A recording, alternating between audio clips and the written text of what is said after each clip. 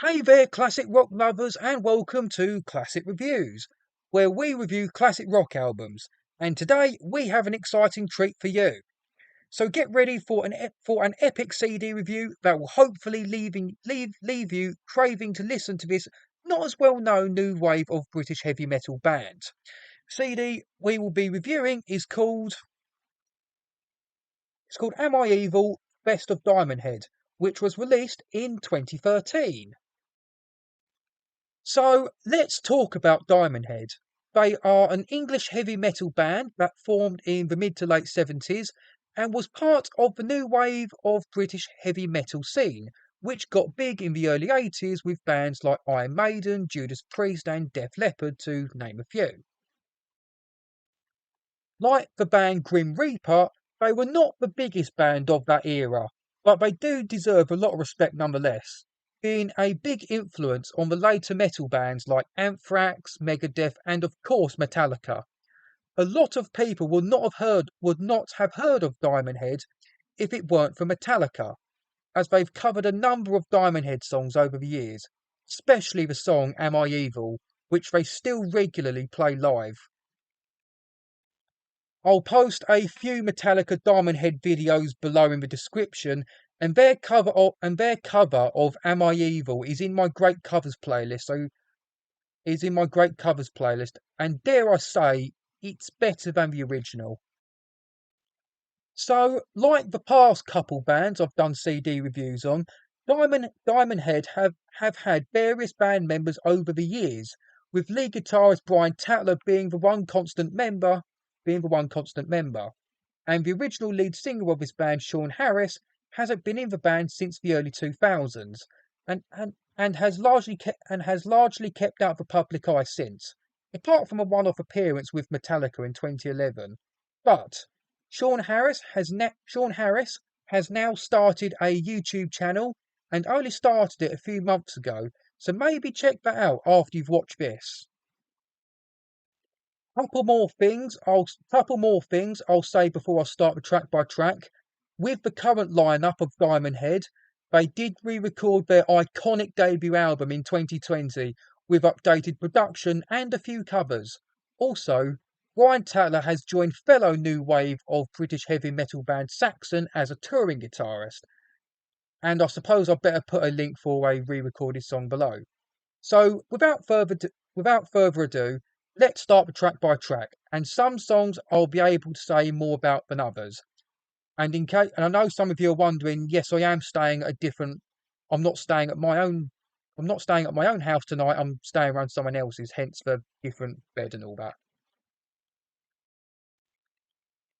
The first song on this CD is the band's signature song, Am I Evil? This is without doubt one of the greatest metal songs of all time. The intro riff is borrowed from a classical music piece called Mars the Bringer of War by Gustav Holst. And the song itself is about someone taking revenge on people after his mother died for something she might have been falsely accused of. The second song on this CD is the debut album opening title track, Lightning to the Nations. Not a lot I can think of to say about this song really, apart from the fact it's a straightforward and catchy enough song that brings great energy. The third song we hear on this CD is a Radio 1 live performance of the song Sweet and Innocent, a song that, like the previous two songs, is from the band's debut album that is called Lightning to the Nations, which was released in October 1980. This song is a more commercial sounding song compared to their other stuff, and it seems to be about a girl who split up from her boyfriend and is now sleeping about, if you know what I mean. The fourth track we hear on this CD is the title track of their second album, which is called Borrowed Time. Excuse me. This is the first song on this CD that we hear from the band's second album, which came out in March 1982. Compared to the first three songs we hear, the song Borrowed Time is a lot slower, and it's a long, proggy type song, really. The fifth track on this CD is called Out of Phase, which is from the band's third album, which is simply titled Canterbury, which came out in June 1983. Not too much I could think of to say about this song really, apart from the fact it's a more poppy and commercial sounding song. For the sixth song on this CD, we're staying on the Canterbury album, and it's the song called To the Devil His Due. This is a dramatic sounding song which features quite the vocal performance from the lead singer, that is Sean Harris. The seventh song on this CD is the rather crudely titled Sucking My Love. This is the second live song on this CD, and it's also the longest song on this CD, being nearly 8.5 minutes long. As you might be able to guess from the title, it does feature some sexually fueled lyrics, but it also features some great musicianship, especially from Brian Tatler on the lead guitar. This live performance is from the Reading Festival in 1982, and it's riffs from songs like this that would inspire Metallica to write stuff like Call of Cthulhu and Seek and Destroy. Track number 8 is called Making Music. This song is from the Canterbury album, and it's a well executed and more commercial sounding song that seems to be about the joys of making music. Track number 9 is the song called Dead Reckoning, which is from the Four Cuts EP, which was released in 1982. This song I think is one of the better songs on this CD, with cool lyrics about nuclear war and New York in the late 21st century. And the song itself does feature a complex structure when it comes to the musicianship. Track 10 is the song called Play It Loud. This song was originally a non-album double A-side single, with the song Waited Too Long back in 1981. But has since featured but since then it has since featured on different editions of the first two albums. Track number 11 is one of the latest songs on this CD, and I think the shortest song as well. It's called Truckin'. This song is from the band's Death and Progress album, which was released in June 1993. The main Megadeth man himself, Dave Mustaine, was involved in the production of that album, and especially on this song, where he produced and mixed the song, as well as providing guitars too. This song features a bluesy stop-start guitar riff and is overall an intense sounding fun song that features a catchy chorus and a fine vocal delivery from Sean Harris.